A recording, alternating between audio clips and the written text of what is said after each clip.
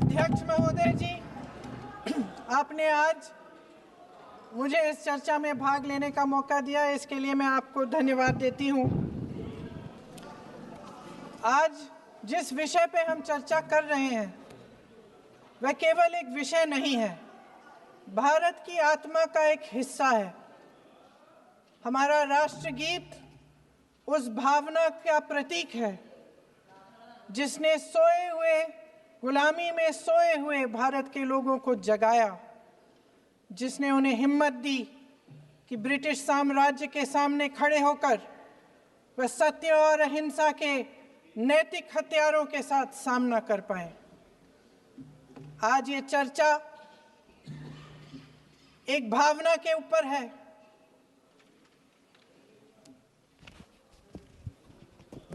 और जब हम वंदे मातरम का नाम लेते हैं तो वही भावना हमारे दिल में उजागर होती है। जब हम वंदे मातरम का नाम लेते हैं तो हमें उस पूरे इतिहास की याद आती है जो स्वतंत्रता संग्राम का इतिहास था, उसकी पीड़ा, उसका संघर्ष, उसका साहस, उसकी नैतिकता, उसका जो बल था कि ब्रिटिश साम्राज्य उसके सामने झुका। अध्यक्ष महोदय, वंदे मातरम उस आधुनिक राष्ट्रवाद की अभिव्यक्ति है जिसने भारत के लोगों को एक राजनीतिक और नैतिक आकांक्षा से जोड़ा, जिसने भारत के लोगों को एक साझा नियति के उत्तराधिकारी, एक साझा भविष्य के निर्माता के रूप में देखा। लेकिन आज की ये बहस मुझे कुछ अजीब सी लग रही है। जैसे मैंने कहा, ये गीत देश की आत्मा का हिस्सा बन चुका है। 150 सालों से देशवासियों के दिलों में ये गीत बस चुका है। 75 सालों से हमारा देश आजाद है, तो फिर आज इस बहस की क्या आवश्यकता है?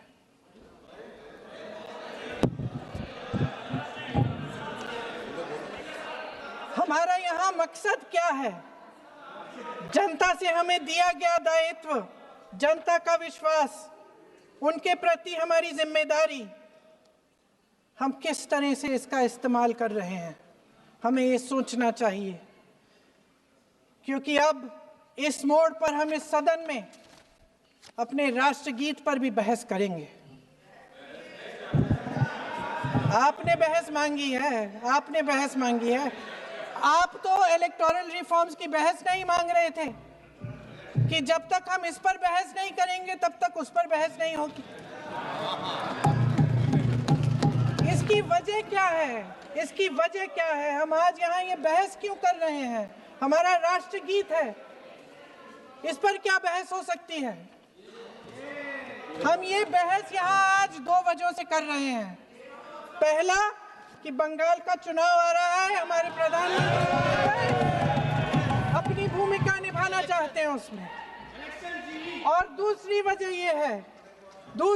ये है, ये मकसद है, पुरानी मकसद इनकी, अध्यक्ष महोदय, कि जिन्होंने स्वतंत्रता की लड़ाई लड़ी, जिन्होंने देश के लिए बड़ी बड़ी कुर्बानियां दी, उन पर सरकार नए आरोप लादने का मौका चाहती है।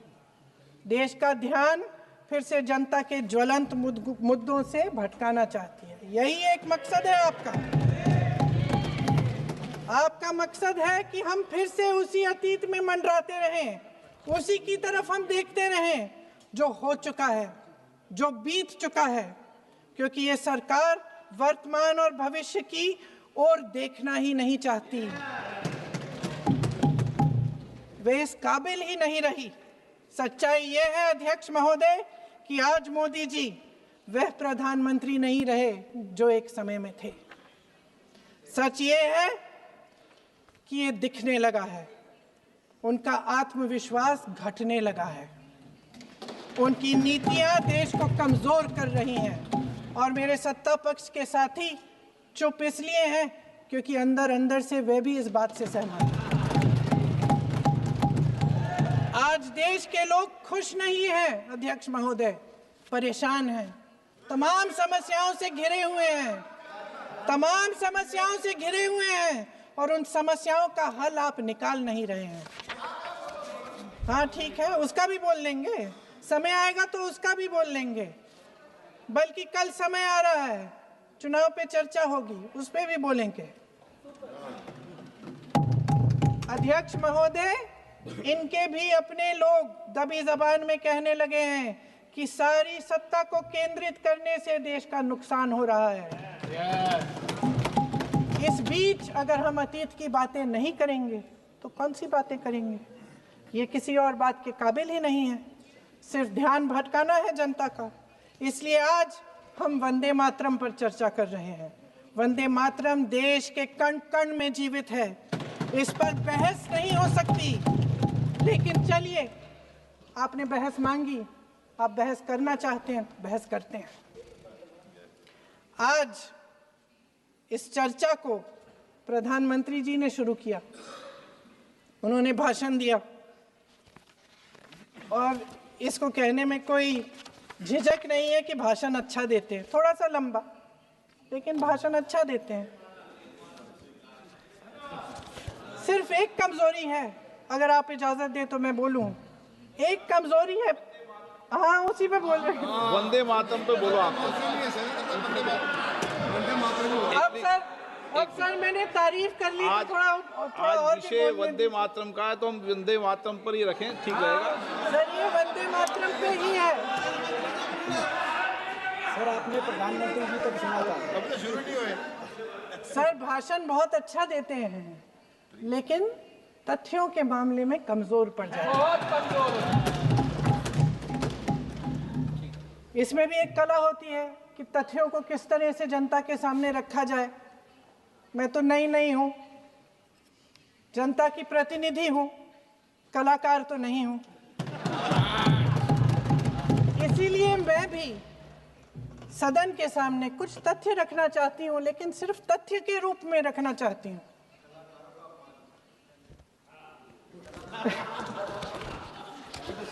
मैं उदाहरण दूं, उदाहरण दे देती हूँ। सर मांग रहे हैं सर वंदे मातरम के बारे में, वंदे मातरम की जो सालगिरह पे आपने एक बड़ा कार्यक्रम आयोजित किया था, उसमें प्रधानमंत्री जी ने भाषण दिया।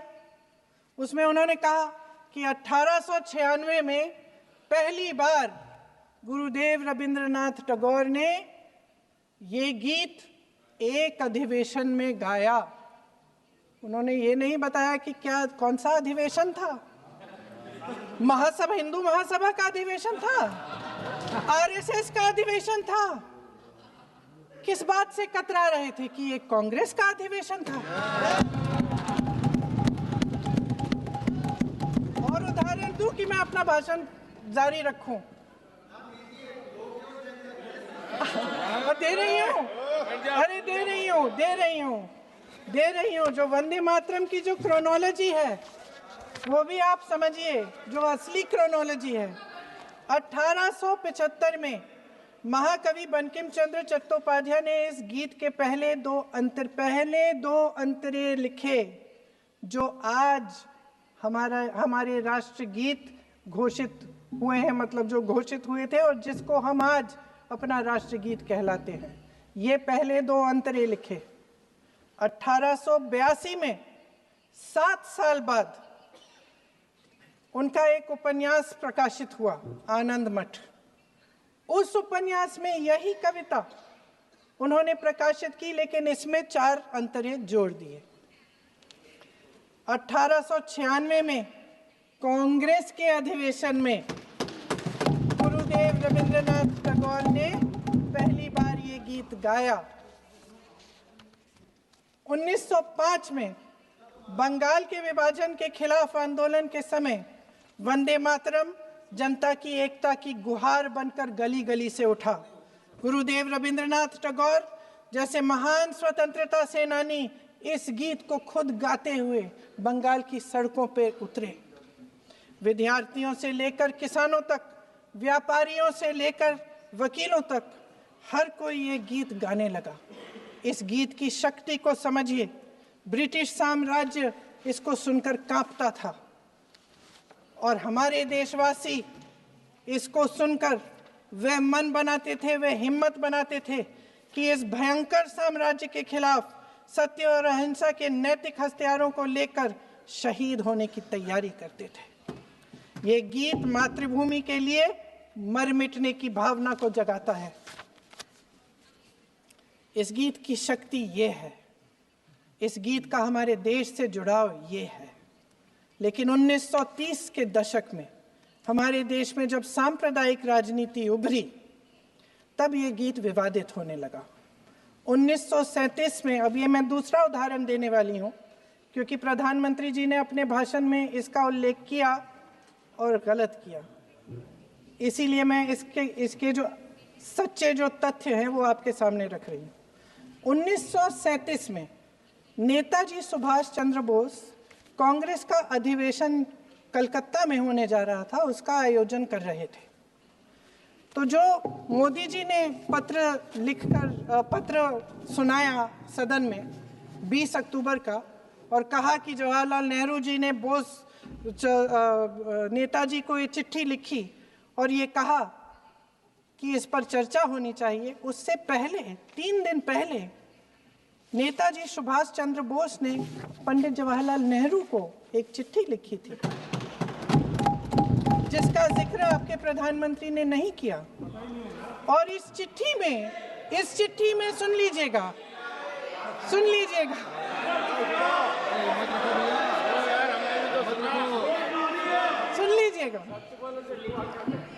आप नेताजी के लफ्ज नहीं सुनना चाहते?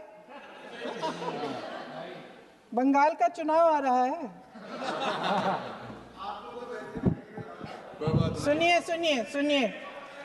सुनिए। हाँ, कोई बात नहीं, हम तो देश के लिए हैं,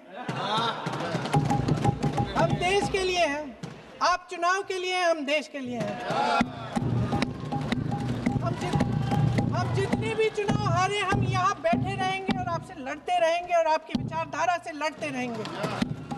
अपने इस देश के लिए, अपनी इस मिट्टी के लिए लड़ते रहेंगे। आप हमें रोक नहीं सकते।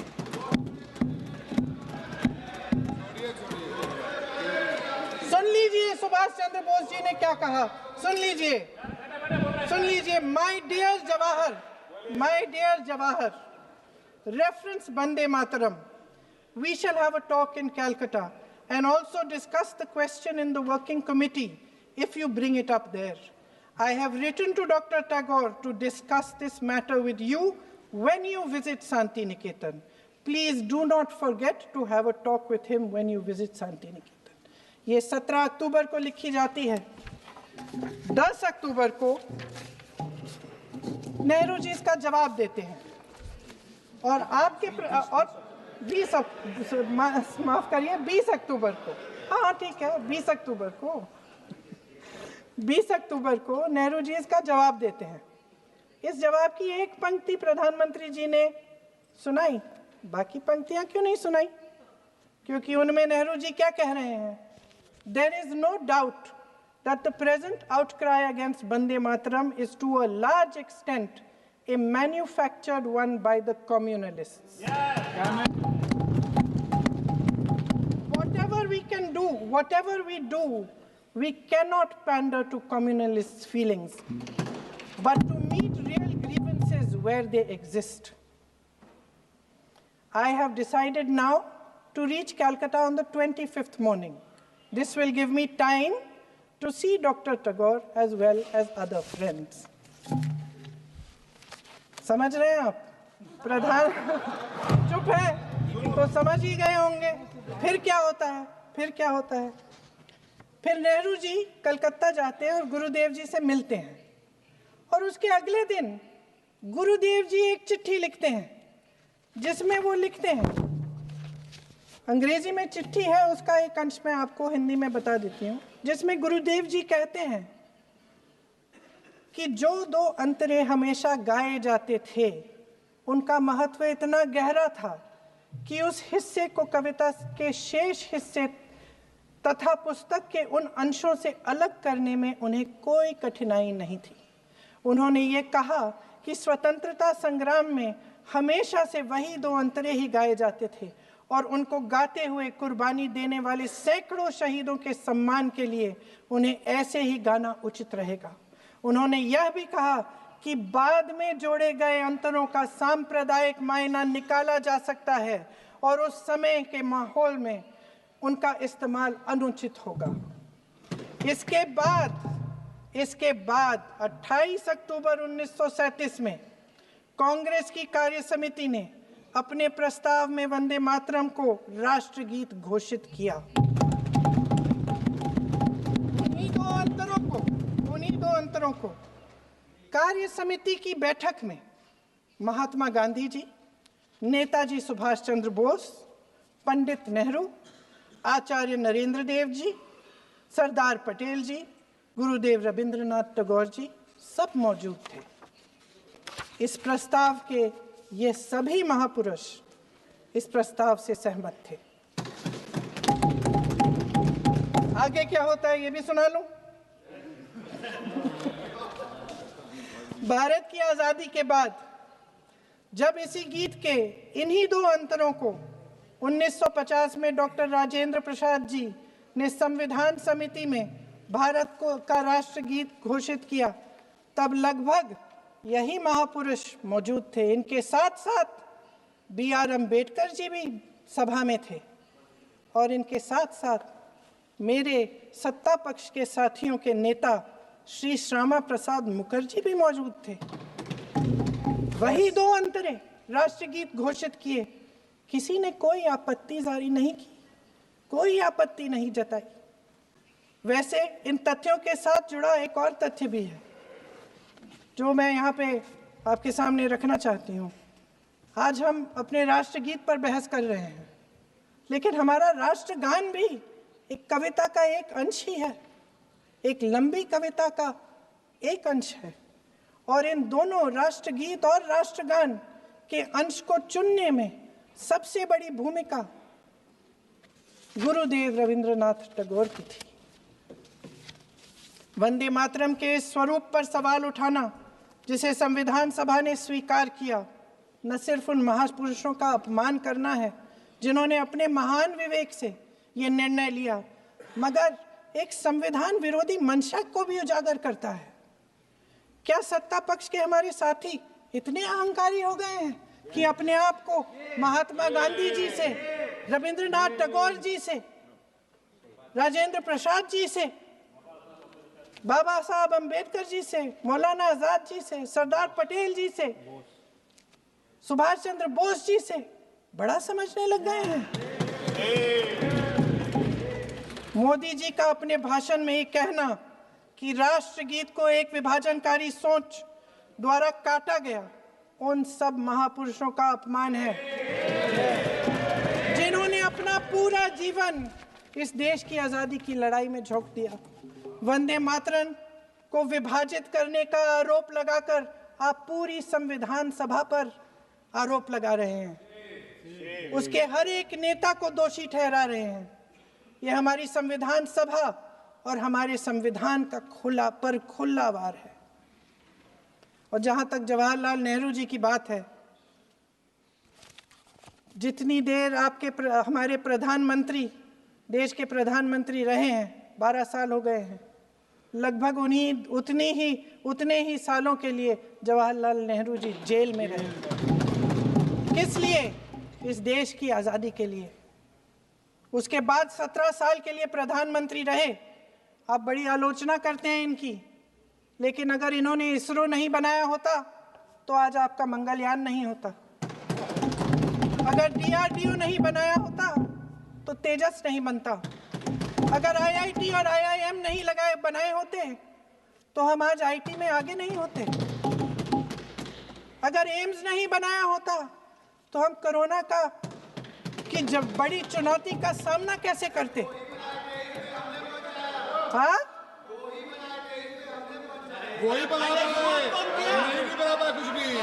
इसका मतलब है इस मुद्दे का जवाब नहीं है आपके पास। अगर इन्होंने BHEL, गेल, सेल, भाखड़ा नंगल ये सब नहीं बनाया होता जो आप सब बेच रहे हैं, तो ये विकसित भारत कैसे बनता? और मत बताइए बाकी। पंडित जवाहरलाल नेहरू इस देश के लिए जिए, सुन लीजिए, बाकी भी बेच देंगे जी। पंडित जवाहरलाल नेहरू इस देश के लिए जिए और देश की सेवा करते करते उन्होंने दम तोड़ा।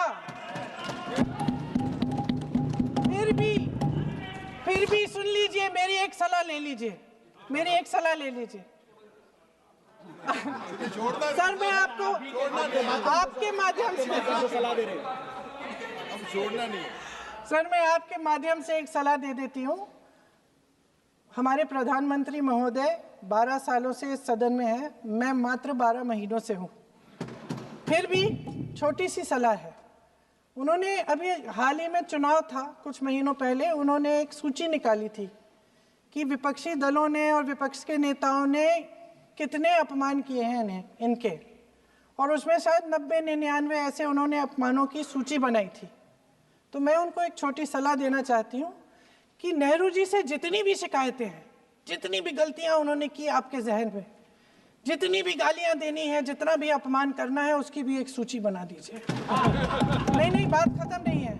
999 अपमान, 9,999 अपमान, सूची बना दीजिए और फिर हम एक समय निर्धारित करते हैं। जैसे हमने 10 घंटे आज वंदे मातरम पर हमने बहस किया है ना, उस तरह से हम अध्यक्ष महोदय जी से पूछेंगे, एक समय निर्धारित करेंगे, 10 घंटे, 20 घंटे, 40 घंटे, जितने घंटों में आपकी ये शिकायत पूरी हो जाए, माननीय सदस्य आप तो आप शांत हो जाएं और हम बहस कर लेंगे। लेकिन इस सदन का कीमती समय, जिसके लिए हमें यहाँ पे जनता ने भेजा है, जैसे हमें जनता की समस्याओं को हल करने के लिए चर्चा करनी चाहिए, इस्तेमाल करना चाहिए, उसको एसी के लिए इस्तेमाल करिए। उसके बाद जैसे अंग्रेजी में कहते हैं ना, जैसे अंग्रेजी में कहते हैं कि once and for all let's close the chapter, close कर लीजिए। देश सुन लेगा क्या क्या शिकायतें हैं, किसने क्या किया, इंदिरा जी ने क्या किया, राजीव जी ने क्या किया, परिवारवाद क्या होता है, नेहरू जी ने कौन सी गलतियां की, सुना लीजिए, फिर खत्म। उसके बाद बेरोजगारी, महंगाई, महिलाओं की समस्याएं, जो पीएमओ में हो रहा है उसकी बातें, उसकी चर्चा, जो बेटिंग ऐप के बारे में हो रहा है पीएमओ के अंदर, आप माननीय सदस्य प्लीज, जो एफस्टीन फाइलों में बोलें। आपके मंत्री महोदय के नाम निकल आए हैं, माननीय उसकी चर्चा करेंगे। आप वंदे मातरम में बोले, आप इधर उधर डाइवर्ट मत हो।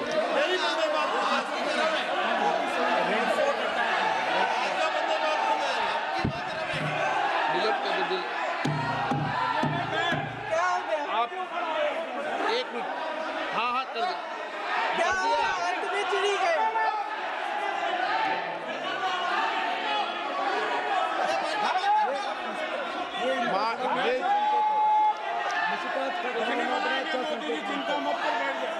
बहुत बढ़िया। माननीय आगे सदस्य, 1 मिनट, माननीय सदस्य, आगे बढ़ो आप महोदय, आगे वंदे बढ़ो। मातरम पर सार्थक चर्चा करें।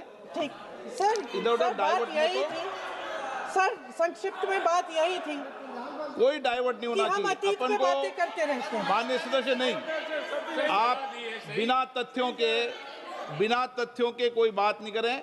आप वंदे मातरम पे बोले उचित रहेगा।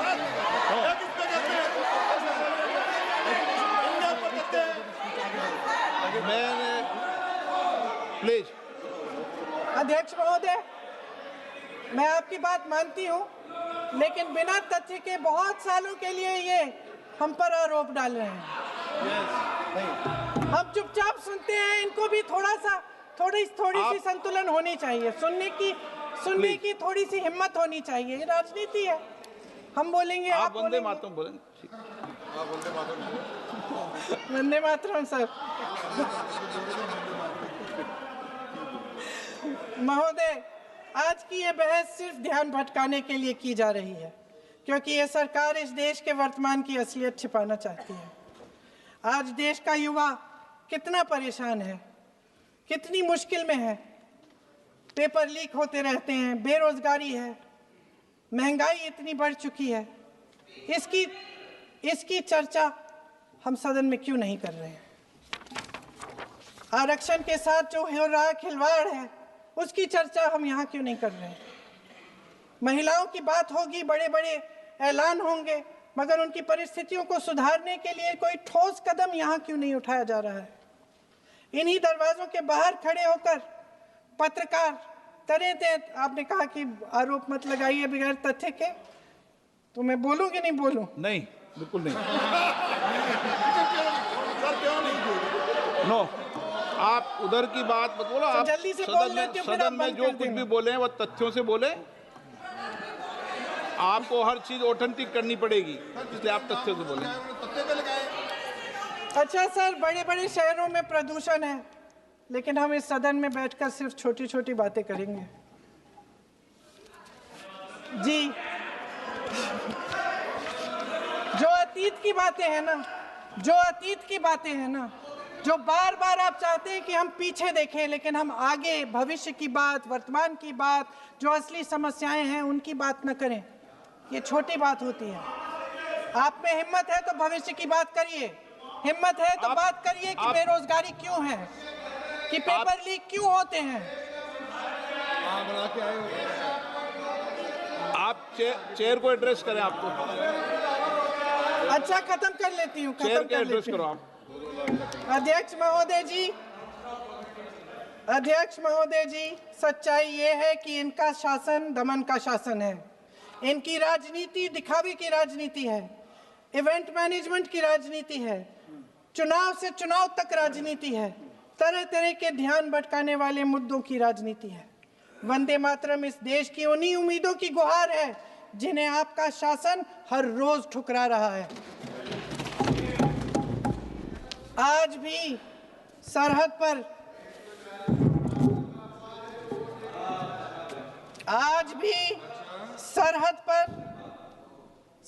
पर जवान जब दुश्मन का सामना करता है तो उसकी छाती में वंदे मातरम गूंजता है। आज भी जब हमारा खिलाड़ी अंतर्राष्ट्रीय खेलों में जाता है तो उसके दिल की धड़कन में वंदे मातरम होता है। आज भी इस देश के करोड़ों देशवासी जब अपने राष्ट्र ध्वज को फहराते हुए देखते हैं तो उनकी जबान पर वंदे मातरम, वंदे मातरम, वंदे मातरम आता है। कांग्रेस के हर एक अधिवेशन में 1905 से लेकर आज तक सामूहिक तौर पर वंदे मातरम गाया जाता है। आपके अधिवेशनों में गाया जाता है कि नहीं, ये बताइए। अपने देश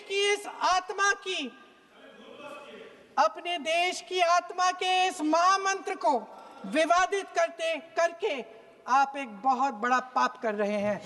इस पाप में कांग्रेस पार्टी शामिल नहीं होगी। ये राष्ट्रगीत वंदे मातरम हमेशा से हमें प्यारा है, हमेशा से हमारे लिए पवित्र रहा है और हमेशा के लिए हमारे लिए पवित्र रहेगा। धन्यवाद।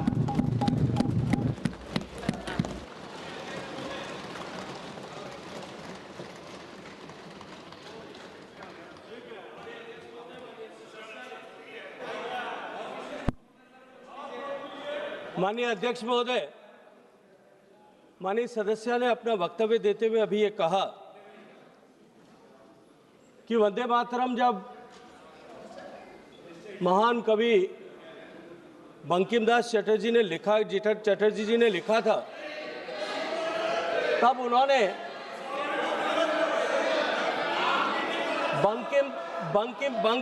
बंकिम चट्टोपाध्याय जी ने लिखा था, जब इन्होंने बंकिम बाबू ने जब वंदे मातरम लिखा, तब उन्होंने 2 टुकड़ों में उसको अलग अलग जगह पर लिखा था। उन्होंने ये कहा कि 1875 में उन्होंने केवल 2 स्टैंजा लिखे थे और बाद में 1882 में 7 साल बाद में उन्होंने उसके बचे हुए 5 स्टैंजा जो है उसके बाद में लिखे थे। मेरा अनुरोध सिर्फ समय इतना बोल आपके सकते हैं माध्यम से ये है प्लीज। कि वे वो जवाब नहीं दे रहे, इसको ऑथेंटिकेट करें कि वो ये सूचना उनको कहां से मिली है। भाजपा का समय है और बोल सकते हैं। क्योंकि बंकिम गवेषणा केंद्र नौहाटी जो है, जो बंकिम बाबू की जन्मस्थली पर बना हुआ गवेषणा केंद्र एक इन्वेस्टिगेशन सेंटर है जो शोध केंद्र के रूप में काम कर रहा है। वो ये कहता है कि बंकिम बाबू ने पूरा वंदे मातरम एक बार एक ही साथ में लिखा था। इसको माननीय सदस्य ने जो अपने वक्तव्य यहाँ दिया है उसको वो ऑथेंटिकेट करें कि ये सूचना उनको कहां से मिली है, ताकि ये सूचना करेक्ट की जा सके। अभय कुमार सिन्हा।